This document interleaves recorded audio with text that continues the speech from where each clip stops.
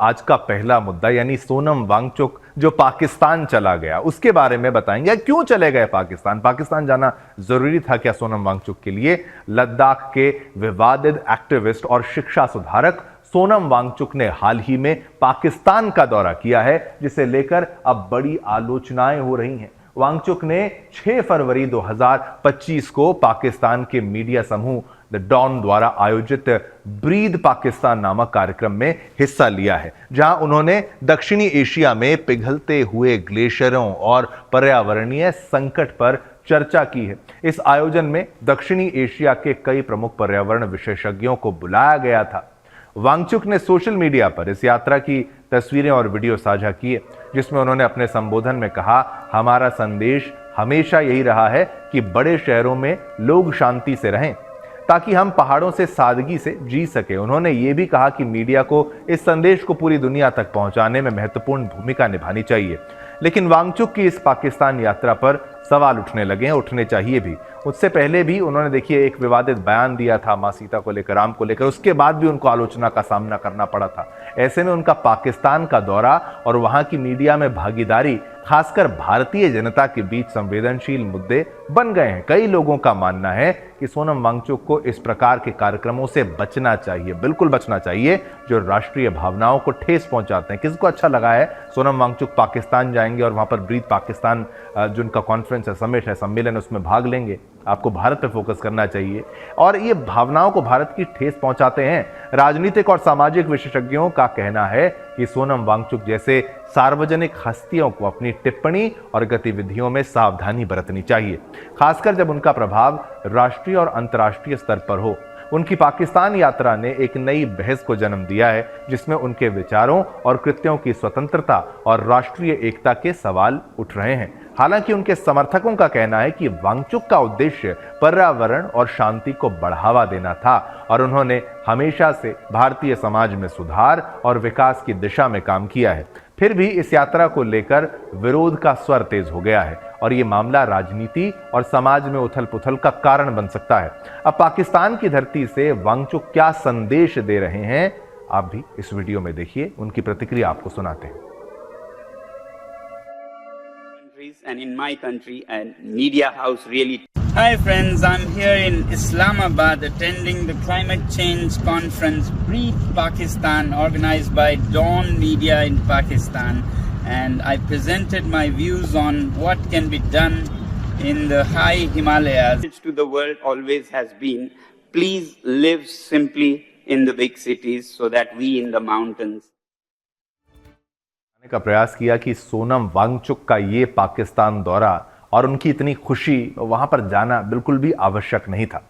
चलिए, ये भी खबर हमने आपको बताई, विस्तार से समझाया। अब आगे बढ़ते हैं। अगली खबर का रुख करेंगे, यूएस एड की बात करेंगे, अमेरिका की बात करेंगे। डोनाल्ड ट्रंप के अमेरिकी राष्ट्रपति बनने के बाद की बात आपको मैं बताता हूं। चलिए, डोनाल्ड ट्रंप के अमेरिकी राष्ट्रपति बनने के बाद यूएस एड पर ताला लगा दिया गया है। मानव भलाई के नाम पर यह विवादित एजेंसी 1960 से ही अमेरिकियों का पैसा दुनिया भर में उथल-पुथल पैदा करने पर खर्च करती रही है।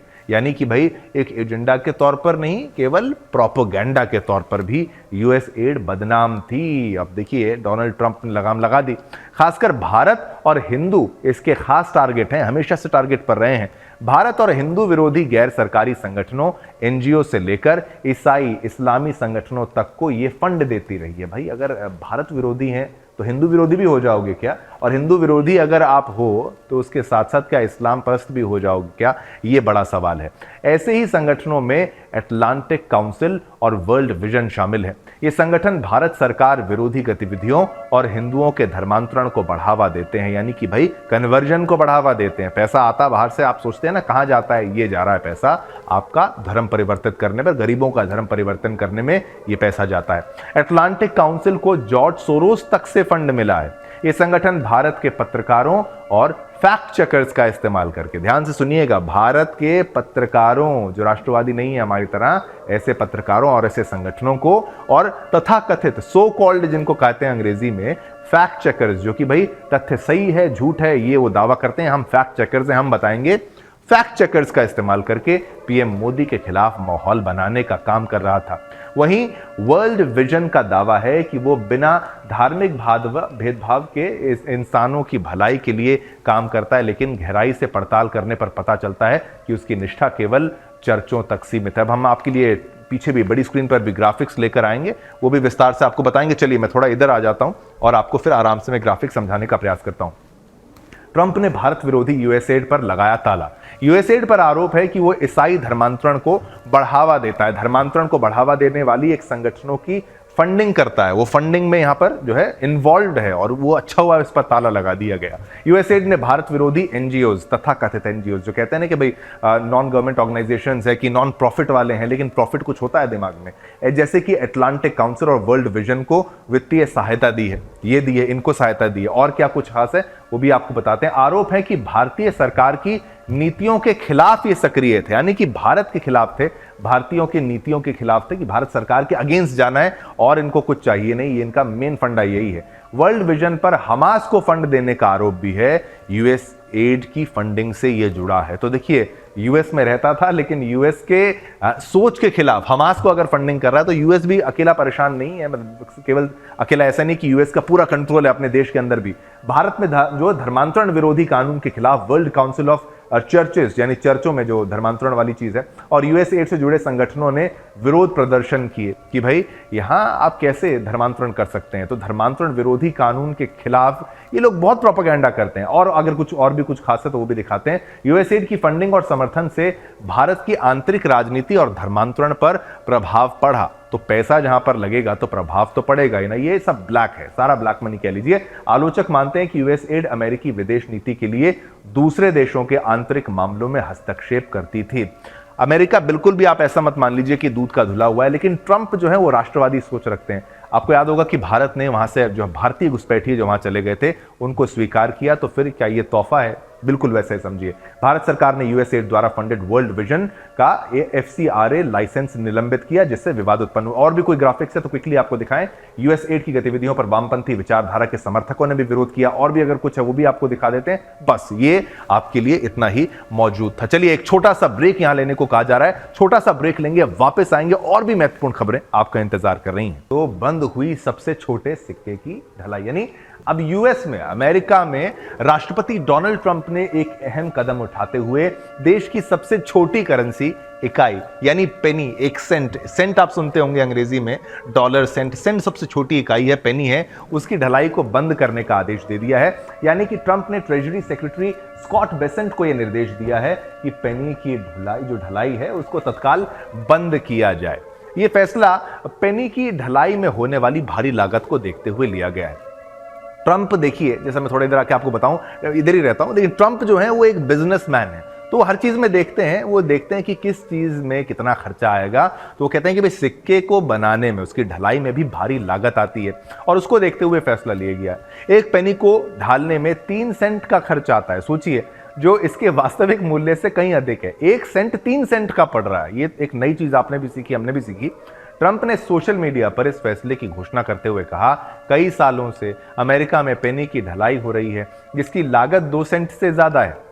यह पैसों की बर्बादी है। मैंने ट्रेजरी सेक्रेटरी को नए पेनी की ढुलाई बंद करने को कहा है। इसे हमारे महान देश के बजट में तिलांजलि देने का समय आ गया है। यह कदम अमेरिका की वित्तीय रणनीति में एक बड़ा बदलाव है, क्योंकि पेनी की ढलाई पर खर्च हो रहे पैसे को अन्य आवश्यक क्षेत्रों में उपयोग किया जा सकता है। आप सोचिए, 1 रुपया अगर उसको ढलाई करना पड़े, उसमें अगर टोटल कॉस्ट उसकी 2 रुपए ऐड होकर 3 रुपए का 1 रुपए पड़े तो मूर्खता हो जाएगी। बिल्कुल यहीं पर सेंट के हिसाब से उन्होंने सोचा कि 1 सेंट को छपा, मतलब उसको सिक्का बनाने में हमें 2 सेंट का ऊपर इन्वेस्टमेंट लगता है, तो 3 सेंट हो गए।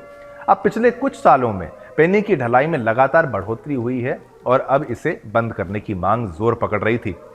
पिछले महीने इलॉन मस्क के department of government efficiency, DOGE, ये भी आप नया डिपार्टमेंट बनाया गया है, उसने पेनी की ढलाई में होने वाली लागत पर ध्यान आकर्षित किया था, जिसके बाद इस मुद्दे को लेकर चर्चा तेज हो गई थी।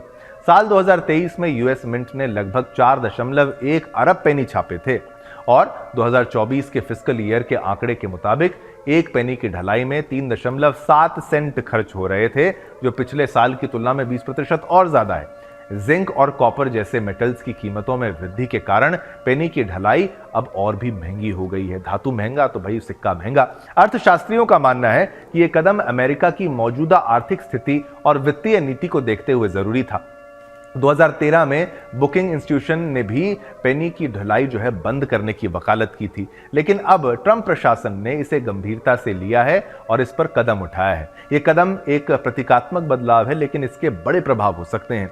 यह अमेरिकी सरकार की नीति को अधिक दक्ष और प्रभावी बनाने की दिशा में एक और कदम है। हालांकि पेनी की ढलाई बंद होने से छोटे दुकानदारों और उपभोक्ताओं पर इसका क्या असर होगा, ये देखना दिलचस्प होगा। इसके बावजूद अमेरिका की आर्थिक रणनीति में यह एक सकारात्मक कदम साबित हो सकता है, जिससे देश का बजट और वित्तीय स्थिति मजबूत हो सकती है। और मैं तो ये कहूंगा ना कि भारत से भी सीखो, जो डिजिटल इंडिया की जो क्रांति है, जहां पर आप यूपीआई से छोटे फुटकर दुकानदार से लेकर बड़े मॉल में जाकर यूपीआई इस्तेमाल कर सकते हैं। हर जगह ऐसा नहीं होता। भारत बहुत जगह, बहुत मामलों में बहुत आगे बढ़ चुका है। अब अगले मुद्दे की ओर बढ़ते हैं।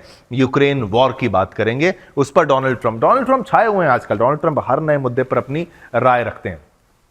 अमेरिकी राष्ट्रपति डोनाल्ड ट्रंप ने दावा किया है कि उन्होंने यूक्रेन युद्ध को खत्म करने के लिए रूस के राष्ट्रपति व्लादिमीर पुतिन से बात की है। अमेरिकी मीडिया आउटलेट न्यूयॉर्क पोस्ट ने अपनी रिपोर्ट में बात की जानकारी दे डाली है। साल 2022 के बाद से अमेरिका के राष्ट्रपति के साथ पुतिन की फोन पर यह पहली ज्ञात बातचीत है, यानी नोन बातचीत है। इस बीच रूसी राष्ट्रपति कार्यालय क्रेमलिन के प्रवक्ता ने दोनों नेताओं की बातचीत की ना तो पुष्टि की और ना ही इससे इनकार किया है, यानी हां भी नहीं ना भी नहीं। न्यूयॉर्क पोस्ट की रिपोर्ट के अनुसार आपको बता दें, एयरफोर्स वन में दिए इंटरव्यू में डोनाल्ड ट्रंप ने दावा किया था कि उन्होंने पुतिन से फोन पर यूक्रेन युद्ध के हाल को लेकर चर्चा की। हालांकि अमेरिकी राष्ट्रपति ने यह नहीं बताया कि बातचीत कब और कितनी बार हुई है। इस बारे में पूछे जाने पर आपको बता दें कि उन्होंने कहा कि इस पर टिप्पणी करना उचित नहीं होगा। ट्रंप ने कहा पुतिन लोगों को मरते देखना नहीं चाहते हैं। वहीं क्रेमलिन के प्रवक्ता दिमित्री पेस्कोव ने कहा कि वे रूसी राष्ट्रपति व्लादिमीर पुतिन और अमेरिका के पूर्व राष्ट्रपति जो है, पूर्व क्या, अब तो वो राष्ट्रपति वही हैं, डोनाल्ड ट्रंप के बीच, जो राष्ट्रपति डोनाल्ड ट्रंप के बीच यूक्रेन युद्ध पर हुई कथित बातचीत की ना तो पुष्टि करते हैं और ना ही खंडन कर सकते हैं। उन्होंने कहा कि वॉशिंगटन में प्रशासन के बदलने के कारण कई तरह की बातें हो रही हैं, लेकिन उन्हें व्यक्तिगत रूप से इस विशेष बातचीत की कोई जानकारी नहीं है। व्हाइट हाउस ने इस बारे में कोई आधिकारिक प्रतिक्रिया नहीं दी है।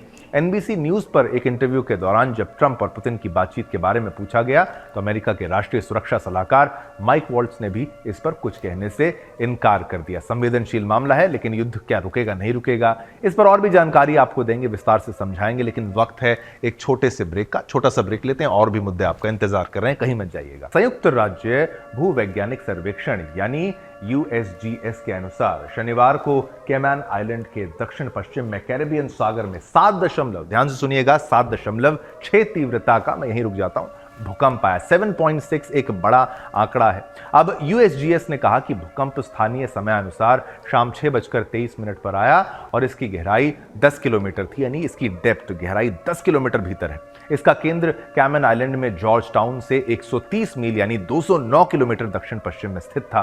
दरअसल दक्षिण अमेरिका देश होंडुरास के उत्तर में भी 7.5 तीव्रता का भूकंप आया। ये नंबर्स बहुत बड़े हैं, ये सोचिए 2, 3, 4, 5 नहीं, 7 का अगर भूकंप आया तो पूरा इलाका ही साफ हो जाता है। German research centre for Jio sciences ने बताया कि जीएफजेड ने शुरुआत में भूकंप की तीव्रता 6.89 की थी, लेकिन बाद में बताया कि भूकंप 10 किलोमीटर की गहराई पर आया, जिसकी तीव्रता 7.5 थी। यूएस सुनामी चेतावनी प्रणाली ने कहा कि भूकंप के बाद कैरेबियन सागर और होंडुरास के उत्तर में सुनामी की चेतावनी भी दी गई। National oceanic and atmospheric association और यूनाइटेड स्टेट्स जियोलॉजिकल सर्वे ने भूकंप की पुष्टि की और बताया कि भूकंप कैमैन द्वीप के दक्षिण पश्चिम में कैरेबियन सागर में आया। तीव्रता रिक्टर स्केल पर 7.6 मापी गई थी। ये बहुत बड़े आंकड़े हैं, पूरा का पूरा शहर साफ हो जाए इतने बड़े ये लेवल के भूकंप हो सकते हैं। इतनी तीव्रता वाले भूकंप के झटके कैरेबियन सागर के किनारे बसे देशों हैती, मैक्सिको, क्यूबा, होंडुरास, बोलिज में महसूस किए गए, जिससे वहां रहने वाले लोगों में हड़कंप मच गया और मचेगा भी। इसके साथ ही इतनी तीव्रता वाले भूकंप के कारण सुनामी आने की चेतावनी जारी कर दी गई थी। अब सुनामी अगर जमीन हिलती है, अगर बेस हिलता है समुद्र का, तो लहरें ऊपर आती हैं हैं। आपको याद होगा भारत में भी एक बार सुनामी आई थी, एक तरीके से त्रासदी मच गई थी। हाइती, बेलीज और बहामास में सुनामी आने का खतरा बना हुआ है, जबकि पोर्टो रिको और वर्जिन द्वीप समूह के लिए फिर से भूकंप आने की चेतावनी जारी की गई है। वहीं अमेरिका के नेशनल सुनामी वार्निंग सेंटर का कहना है कि सुनामी आने की आशंका नहीं है, लेकिन लोगों को सतर्क रहना होगा। तो ये बहुत बड़े लेवल का जो भूकंप है वो आया था, 7.6 तीव्रता वाले भूकंप से लोग डर गए और यूएसजीएस ने सुनामी का अलर्ट यहां पर जारी कर दिया है कि भाई ये देखिए खतरनाक है, बेहद खतरनाक है। चलिए, ये खबर भी हमने आपको बताई, विस्तार से समझाया। चलिए, इसी के साथ आज्ञा दीजिए, समय इतनी अनुमति देता है आपके साथ संवाद करने की। कल फिर आएंगे, नए मुद्दे आपके लिए लेकर आएंगे। तब तक की मिलिए मेरी तरफ से, यानी शिवम मेहता की तरफ से, पूरी टीम की तरफ से आप सभी को जय हिंद। और रात को 8 बजे देखना ना भूलिएगा जागो, युवा पत्रकार प्रदोष चौहान के जी के साथ मुद्दा, मां करने गई थी मतदान, जिहादी ने बेटे का कर दिया काम तमाम। प्रदोष सुरेश चौहान के जी के साथ रात 8 बजे देखना ना भूलें जागो।